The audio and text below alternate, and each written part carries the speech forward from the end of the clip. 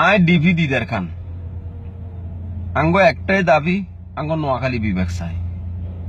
কিছুদিন আগে আয় এখন ভিডিও আপলোড দিছি ফেসবুকিতে, যে তারা আপনারা ভিডিওটা বুঝছেন, হ্যাঁ তারা লাইক দিছেন, কমেন্ট করছেন, শেয়ার করছেন, যেহেতু আপনারা বুঝছেন।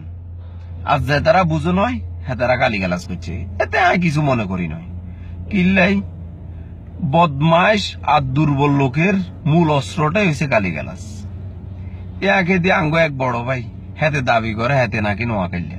এরে আরবি জানলে শেখনা আর হিন্দি জানলে ইন্ডিয়ানও না, টুকটাক নোয়াখালীর দুই একটা শব্দ জানি তুই নোয়াখালী হয়ে যাস না। আর তুন মনে হয় তুই বর্ডারে তুন যাই যৌতুক লই কুমিল্লাতে বিয়ে করছ, নইলে কোন সুস্থ নোয়াখালী মানুষ জান যাইব একটা ওয়ার্ড খারাপ কথা কইত না নোয়াখালীর বিরুদ্ধে।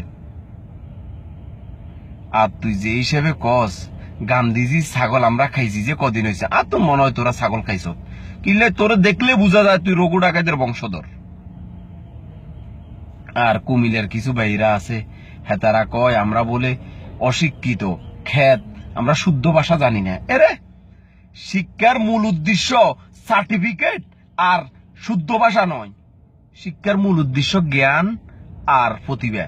যেটা বাংলাদেশের মোস্তাফিজের চোখে আঙ্গুল দিয়ে বুঝাই দিছে যে জ্ঞান আর প্রতিভা থাকলে কোনান্তর কোনা যেতে পারে। আর আমরা খ্যাত, আমরা শুদ্ধ ভাষা জানি না।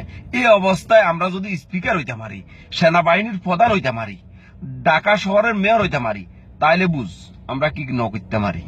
হিন্দিতে একটা কথা আছে, সমজদার আদমিকেও ইশারাই কাপি। আর আঙ্গন নোয়াখালী বিভাগের বিরুদ্ধে যতগুণ আসত সেগুনের লাই আর তরবে তোর হানো কাপের ঠুল্লু